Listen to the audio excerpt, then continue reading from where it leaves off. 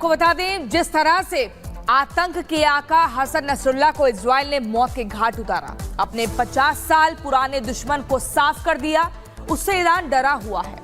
आपको बता दें, ख़ामेनी इजराइल के बढ़ते कदम के बीच खौफ का माहौल बना हुआ है।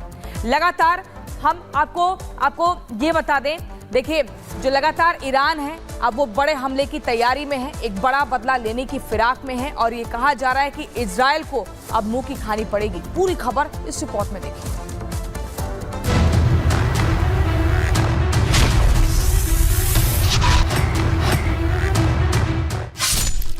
सैयद हसन नसरुल्लाह की मौत लिखने के बाद नेतन्याहू लेबनान के घर घर तक फैले हिजबुल्लाह की जड़ को काट रहे हैं। हर घर के किचन और गैराज को निशाना बनाया जा रहा है, जहां हिजबुल्लाह ने अपने घातक रॉकेट छिपाए हुए हैं। बेरूत पर ताबड़तोड़ बम बरसाए जा रहे हैं। एयरपोर्ट से लेकर रिहायशी इलाके गोला और बारूद से दहल रहे हैं। हिजबुल्लाह को इतिहास बनाने के लिए अब लेबनान की सीमा पर इजरायली सैनिकों को तैनात कर दिया गया है। ऐसा इसलिए क्योंकि हिजबुल्लाह ने इजराइल के अटैक की बात कही है। הקם להורגך, השכם להורגו. מדינת ישראל חיסלה אתמול את רב המרצחים חסן נסראללה. סגרנו חשבון עם מי שאחראי לרצח אין ספור ישראלים. हमास के बाद इजराइल का यह हिजबुल्लाह पर करारा प्रहार है, जिससे ईरान में दहशत फैल गई कि कहीं अब ख़ामेनी का नंबर तो नहीं।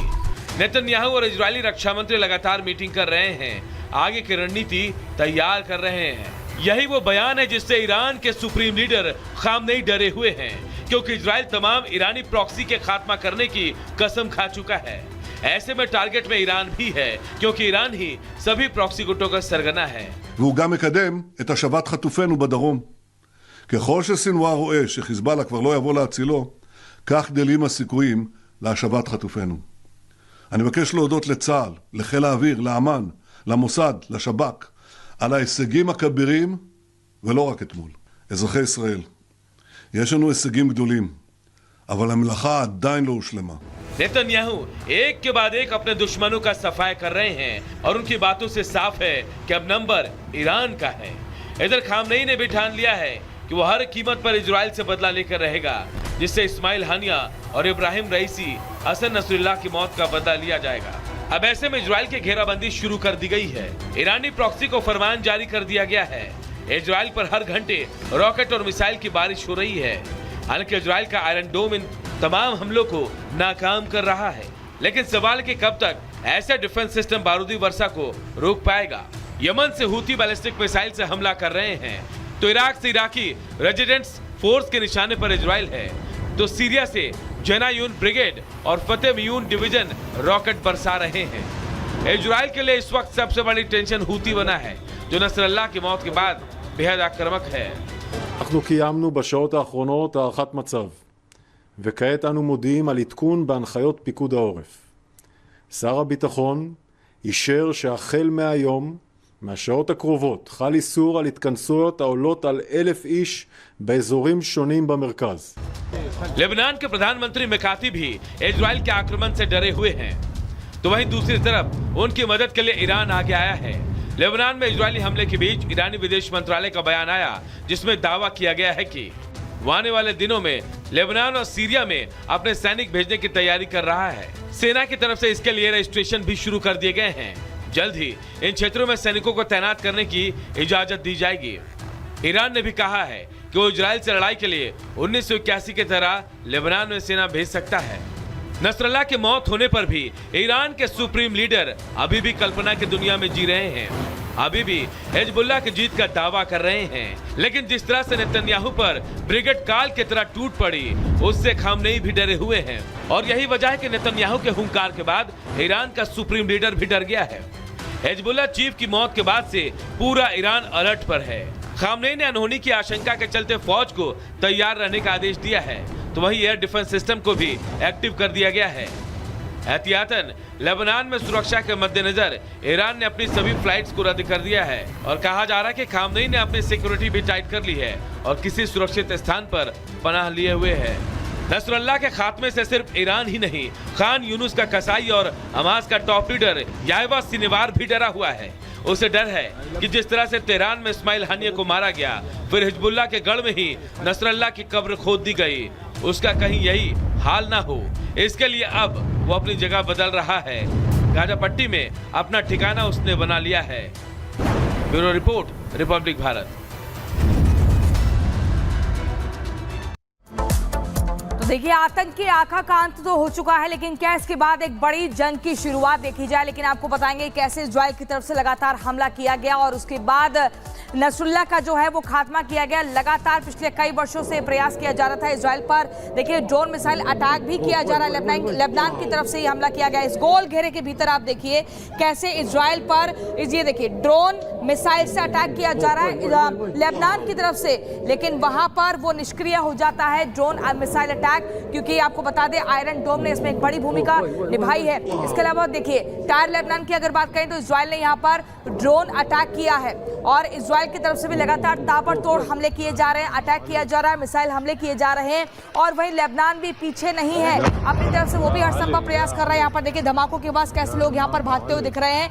अगर आम नागरिकों की बात करें, लेबनान में तो सब घर के भीतर है, कोई घर से बाहर नहीं निकला हुआ है। लेकिन अगर देखिए जैसे यहाँ पर जैसे धमाके की आवाज आई, यहाँ पर देखिए कैसे शख्स भागता हुआ दिख रहा है। ये लेबनान का माहौल हम आपको बता रहे हैं, जहां पर नागरिक डर और दहशत में है, घर के भीतर है। सिर्फ सैनिक ही जो बाहर है, चारों तरफ जो है घेरा जा चुका है सैनिकों के द्वारा लेबनान को। अब एक और तस्वीर हम आपको दिखाएंगे बेरूत लेबनान की।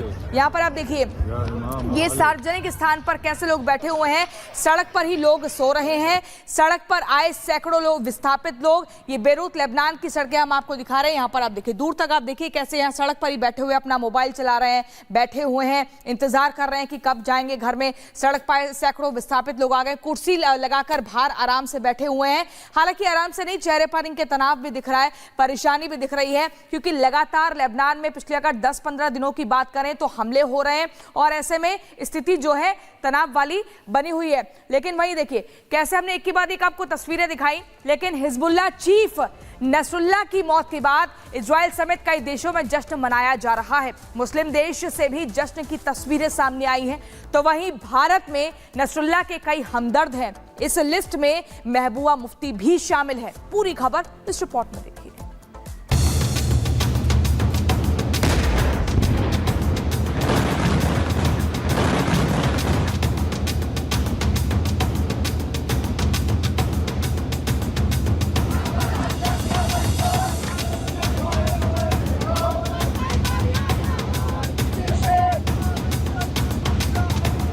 नेतन्याहू ने अपने सबसे बड़े दुश्मन सैयद हसन नसरल्लाह को मौत की नींद क्या सुलाया।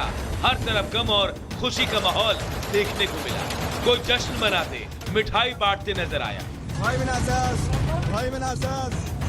तो कोई मातम मनाते, रोते, विरोध प्रदर्शन करते दिखा। लेबनान से लेकर बगदाद, जॉर्डन से लेकर फिलिस्तीन, इराक से लेकर भारत, हम तुम्हारे साथ हैं। फलस्तीन के मुजाहिदों, हम तुम्हारे साथ हैं। हर जगह हिजबुल्लाह के चीफ की मौत पर कोहराम मचा है। नसरल्लाह की मौत क्या हुई, उसके विरोधी और चाहने वालों की भावनाएं सामने आ गई।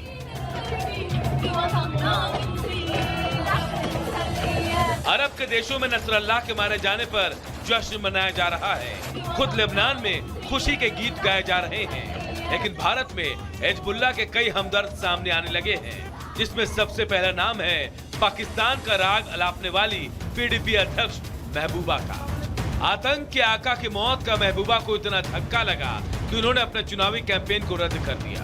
सदमा ऐसा कि हिजबुल्लाह चीफ के मारे जाने पर सोशल मीडिया पर पोस्ट कर लिखा, लेबनान और गाजा के शहीदों, खासकर हसन नसरल्लाह के साथ एकजुटता दिखाने के लिए मैं अपना प्रचार अभियान रद्द कर रही हूँ। हम अपार दुख और अनुकरणीय प्रतिरोध की इस घड़ी में फिलिस्तीन और लेबनान के लोगों के साथ खड़े हैं।